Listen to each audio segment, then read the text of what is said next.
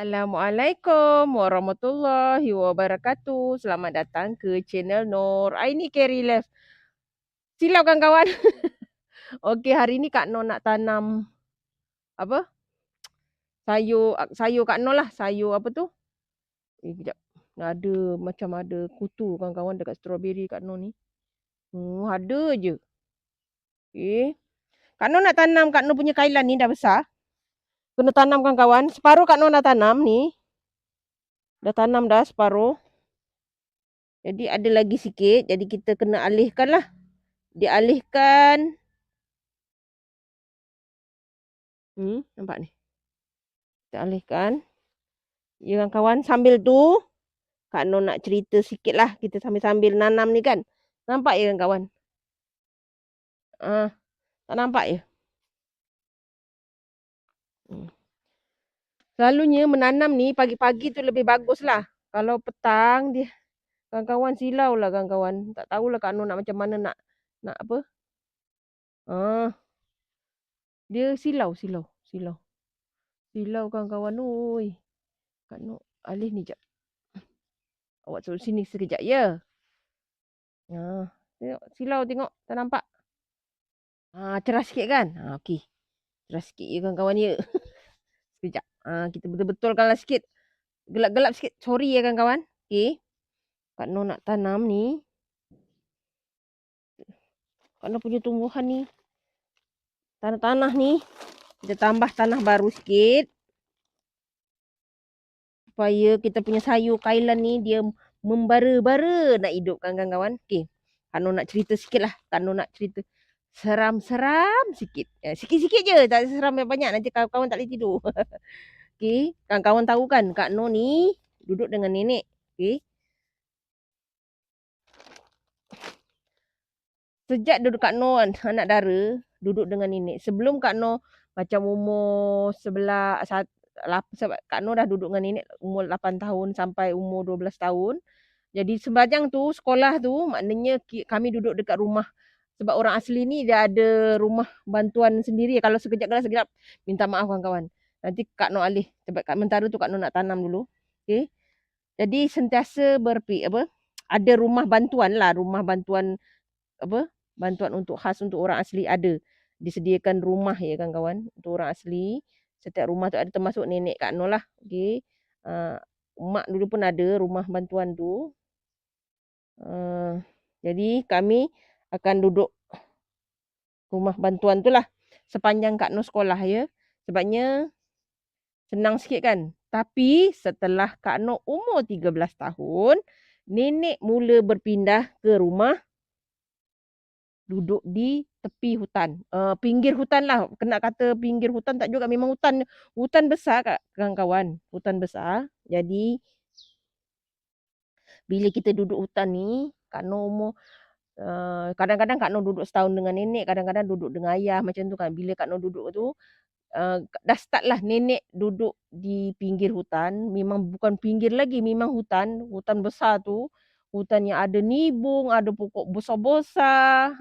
Nenek mula pindah situ setelah Kak Nur menjadi anak dara. Okay.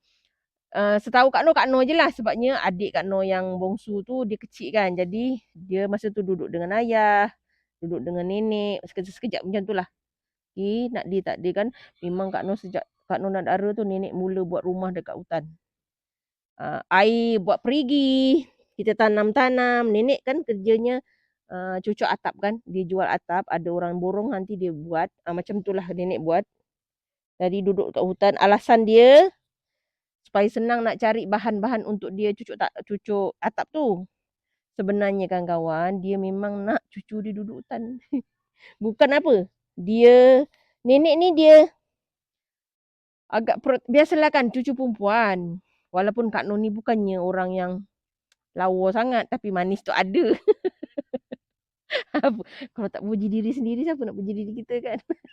Jadi, nenek memilih untuk buat rumah kat pondok hutan lah. Dia buat pondok. Cukup untuk kami berdua. Ada, tapi tak ada bilik khas. Memang kami perempuan kan. Atuk selalunya duduk dekat rumah bantuan lah. Rumah bantuan yang disediakan. Nanti nak makan nak apa tu, Datuk datang kat pondok, kami makan, lepas tu malam dia akan pergi balik ke rumah. Itulah, atuk dia kadang-kadang dia ke laut cari ketam, cari siput kan. Jadi dia lepas sarapan tu dia pergilah buat urusan dia. Selalunya macam itulah.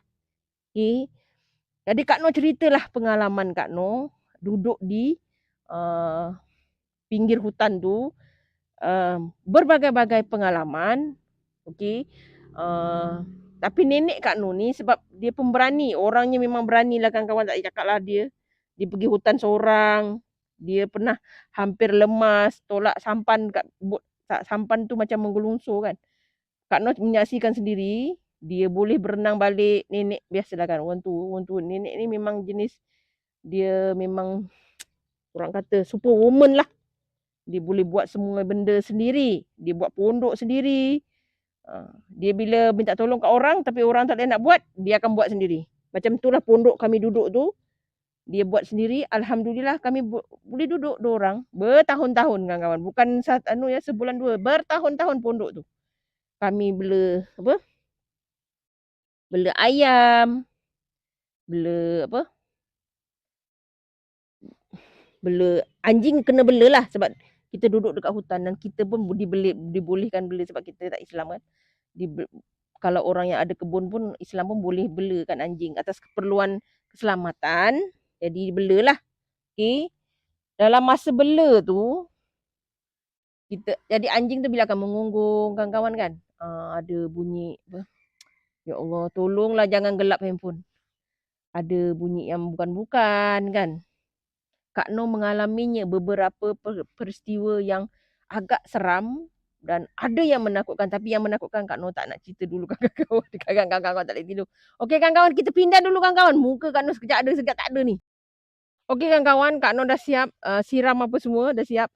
Nampak muka, tak best nak bercerita, okey?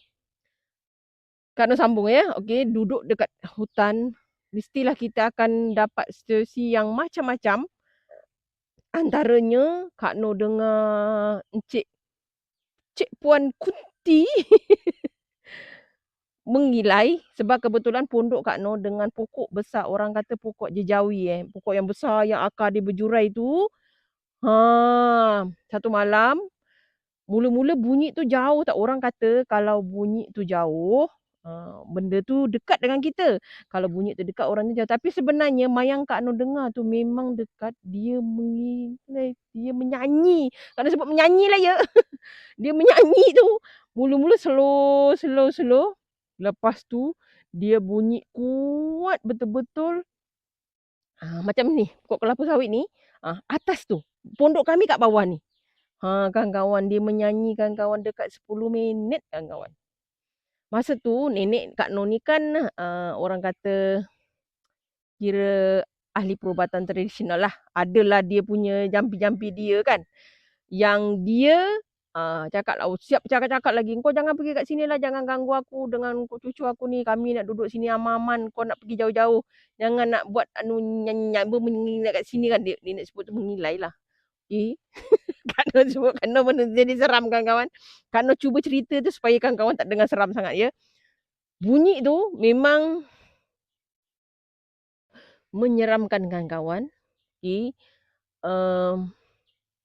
Kak Noh pernah mengalaminya juga ketika Kak Noh mengandung anak yang sulung. Kak Noh dengar juga, tapi yang biasa sajalah. Yang Kak Noh dengar ketika Kak Noh remaja ni sekitar umur 15 atau 16 tahun, memang jelas kawan-kawan bunyinya, ya Allah masa tu.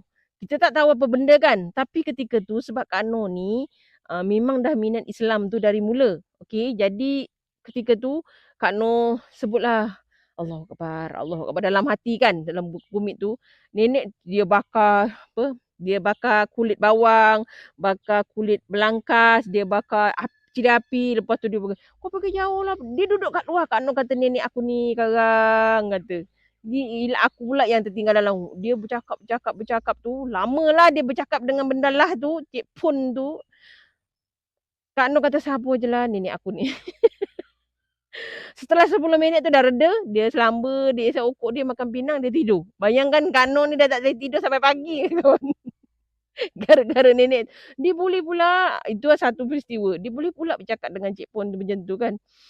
Lepas tu, ada satu peristiwa lagi, nenek ni biasa dia nyucut-nyucut atap dekat rumah juga. Di malam-malam dia cucuk atap kat rumah. Dia nak sampai target dia kan dah berapa ribu keping yang dia nak. Jadi dia bawa masuk rumah. Lepas tu, dia macam ada, dia kata ada bau hamis. Hamis yang biasanya, hamis itu ialah bau harimau kawan-kawan. Tak tahulah harimau apa, tapi nenek cakap memang harimau. Kak Noh tak tahulah sebab kita memang duduk di tepi hutan kan kawan. Rumah dengan jalan raya tu lebih kurang 1 kilometer dari jalan luar.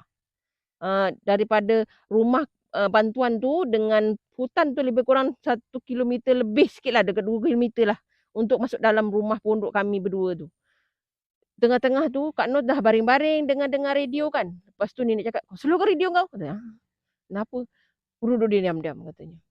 Lepas tu nenek pun dia orang tua kan, dia kata bau ni tak cantik. Lepas tu biasalah orang tua, orang kata macam orang tua punya petua lah, orang asli kan. Adalah bacaan dia, lepas tu bukan kamit lah nenek. Pasal tu tak tahu apa yang dia baca sebab nenek Kak Noh ni memang kalau istilahnya ialah bomoh lah, bomoh orang asli tapi perubatan yang untuk kesihatan lah. Tapi ada juga yang macam menjaga. Kalau orang tua dulu kan macam tu. Jadi dia pukul kamit, lepas tu dia bercakap lah, "Oh tok moyang, nenek," dia kata, "jangan ganggu cucu cicit lah." Dia kata, "Ni cucu cicit moyang ni," katanya, "tok ni kami berdua je ni," katanya, "perempuan dua-dua," katanya. "Kalau nak pergi tu nak lalu-lalu je lah," katanya, "tapi jangan singgah ya. Kesian kami ni, cucu cicit ni," katanya, "kalau tok nak lalu-lalulah," katanya. Bau hamis tu rasanya 5 minit macam tu lah. Dia macam ada macam kita dengar macam kalau tapak orang macam tu. Kita dengar kawan-kawan. Bayangkan Kak Noh ambil selimut kita. Kak Noh tutup muka. Punya takut. Kita budak kan. Takut. Lepas tu lama. Lepas tu dah. Besok paginya kita nampak tapak kaki tu. Nampak tapak kaki harimau tu kawan-kawan. Besar kawan-kawan. Tapak kaki harimau tu besar. Jadi nenek ajar dekat Kak Noh, kalau antara anjing ataupun binatang lain, kucing ni similar lah, dia lebih kurang sama dengan harimau. Dia kata kita nak tahu itu harimau, dia kata dia akan nampak lekukan dan ada tombol besar. Yang kan kucing ada tapak, dia punya tapak ni kan. Dia kata kalau yang macam ni, harimau dia kata. Kak Noh tanyalah harimau apa. Tahu tanya lagi kata. Kita budak lah kita tanya kan. Tapi pengalaman yang macam tu tak pernah menakutkan Kak Noh sebab Kak Noh duduk dengan nenek. Jadi nenek ni dia memang power woman lah. Duduk bayangkan dia suami dia duduk kat rumah bantuan. Sebabnya ni atuk tak tahan duduk kat pondok kan. Tapi Kak Noh dengan dia duduk kat sebabnya dia satunya dia nak protect Kak Noh. Tak adalah kita nak berkeliaran sangat, dia sentiasa kan bila Kak Noh balik lambat je dia tanya dulu. Kita duduk apa. Memang dia takkan bagi Kak Noh merayap macam anak dara lain, tak ada. Adik Kak Noh bongsu tu sempatlah dibagi bebaskan sebab cucu bongsu dia. Tapi Kak Noh memang dia jaga sangat-sangat. Okay. Itulah antara peristiwanya. Satu lagi peristiwa Kak Noh nak kongsi dengan kawan-kawan. Pukul 12 malam. Masa tu Kak Noh nak pergi kencing. Kami kencing kena turun. Dari bilik air tu turun. Nak pergi kencing tu kena lalu lebih kurang 10 langkah macam tu lah untuk pergi ke tempat kencing. Masa tu Kak Noh nak pergi kencing, kita biasalah rutin kan. Lepas tu Kak Noh bunyi dengar, ketika tu bulan mengambang kawan-kawan. Ketika tu Kak Noh bunyi macam kapal terbang. Bunyi kapal terbang, bunyi kapal terbang macam tu. Jadi kita ni biasalah kita akan pandang kiri kanan semua kan. Nama pun takut walaupun nampak lampu suluh. Nenek ada, nenek selalunya dia jarang tidur awal. Dia selalunya pukul 2, pukul 3 baru nenek tidur. Nenek ni orang tua kan, dia dah macam jarang tidur. Kak Noh pergi tu. Lepas tu Kak Noh bunyi yang kuat. Bunyi slow lepas tu kuat. Kak Noh pandang kat dekat langit. Kawan-kawan tahu apa yang Kak Noh nampak? Kak Noh nampak berbola api yang besar. Lalu kawan-kawan. Lalu. Kak Noh terkedu macam tu lah. Kak Noh pandang. Kak Noh dah takut. Kak Noh siap aja urusan Kak Noh tu. Kak Noh naik rumah. Kak Noh tunggu 5 minit. Nenek perasan sebab orang tua dia tahu. Orang tua dia tahu. Kak Noh naik tu. Kak Noh terus masuk dekat selimut masuk dalam kelambu sebab Kak Noh memang dibagi nenek kelambu sebab nyamuk kan dulu. Kedua hutan kelambu, tapi nenek tak pakai kelambu, nenek pakai buat nyamuk je. Jadi, kita tinggal kat situ, Kak Noh dah rasanya 5 minit macam tu lah, 5 minit ke 10 minit dekat selimut tu dengan kelambu. Nenek pun cakap, "Lain kali kalau nampak apa-apa jangan tegur, diam aja," katanya. Sebab nenek dah tahu yang Kak Noh nampak tu. Lepas tu besok paginya baru Kak Noh cerita, "Nek, malam tadi kan, saya nampak macam bola apa, api berjalan nek, besar nek," kata. "Bunyi macam kapal terbang nek." Nenek kata, "Aku dah tahu dah," kata. Selamba je. Anak, "Hah?" Sebab lepas tu nenek explain lah, dia kata bulan mengambang, dia kata kadang-kadang orang buat tuju. Tuju ni orang yang mengamalkan ilmu, dia nak apa, dia nak test ilmu dia. Macam tu orang yang mengamal tu sebab namanya kan masa tu tak zaman 80-an, of course lah ramai lagi sedangkan sekarang pun kalau ikutkan ada kan kawan kan.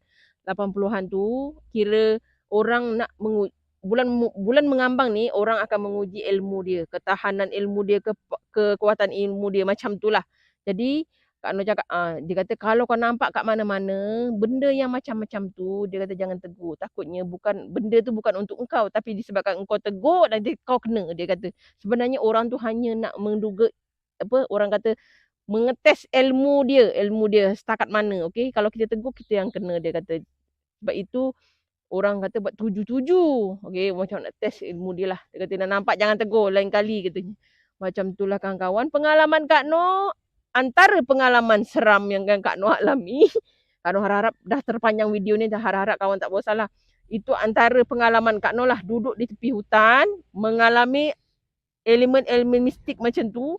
Tapi Kak Noh bercerita dengan cara yang lebih santai supaya kakak tak takut. Ada banyak lagi sebenarnya yang kes yang macam tu, ada yang ekstrim lagi.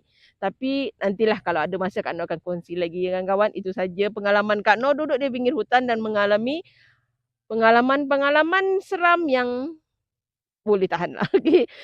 Bersyukur selalu dengan apa yang telah diberikan kepada kita dan jalaninya dengan ikhlas. Salam sayang dari Kak Noh. Assalamualaikum.